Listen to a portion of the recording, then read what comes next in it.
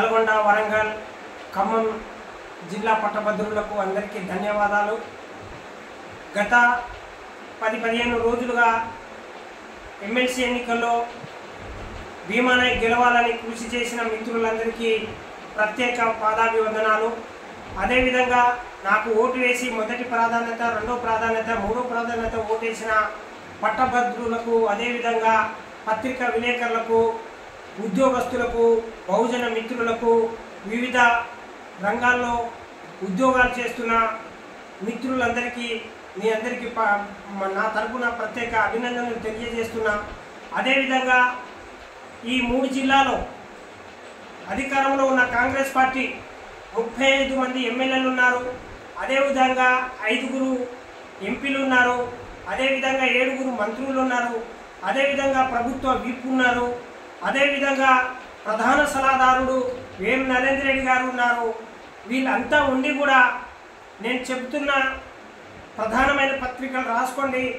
తీన్మార్ మల్లన్న 4వ స్థానంలో ఉండబోతున్నాడు. వీళ్ళందరూ ఉండి కూడా తీన్మార్ మల్లన్న నాలుకను కోసేసిరు. తీన్మార్ మల్లన్న అదేవిధంగా ప్రతిపక్షంలో ఉండి ఇండిపెండెంట్గా పోటీ చేసి ఉంటే ఈరోజు తీన్మార్ మల్లన్న పక్కా గెలిచేటోడు. ఈరోజు కాంగ్రెస్ పార్టీలో చేర్పించుకొని తీన్మార్ మల్లన్నను బక్రా చేసిందే కాంగ్రెస్ పార్టీ. ఈరోజు ప్రజల పక్షాన, ప్రజల తరపున కొట్లాడే అతన్ని ఓడించింది కాంగ్రెస్ పార్టీ. కాబట్టి తీన్మార్ మల్లన్న గారు, మీరు ఇప్పటికైనా అర్థం చేసుకొని ప్రజల పక్షాన, పట్టణ భద్రుల పక్షాన బయటికి వచ్చి పోరాటం చేయాలి. మీరు గనక పోరాటాలకు మీరు బయటకు వచ్చి పనిచేస్తే మాలాంటి ఉద్యమకారులు, మాలాంటి సామాజిక కార్యకర్తలు, మాలాంటి అనేక మంది కలిసి ఈ 52 మంది పోటీ చేసిన, నీతో పాటు 51 మంది పోటీ చేశారు. ఆ 51 మంది నీ వెనకల మేము ఉండి ఈ పట్టభద్రుల హక్కుల కోసం పట్టభద్రులకు ఇచ్చిన హామీలు 4000 రూపాయలు ఈ పట్టభద్రులకు ఈ ప్రభుత్వం ఎన్నికల్లో హామీ ఇచ్చింది. ఈ హామీల అమలు కోసం భవిష్యత్తులో జరిగే పోరాటంలో కలిసి ఐక్య ఉద్యమాలు చేయడానికి మీరు సిద్ధంగా ఉండి బయటికి రావాలి. అదే క్యూనిస్తో పాటు మాలాంటి ఈ జిల్లాలో, ఈ రాష్ట్రంలో ఉన్న పట్టభద్రుల సమస్యల మీద కొట్లాడాలి.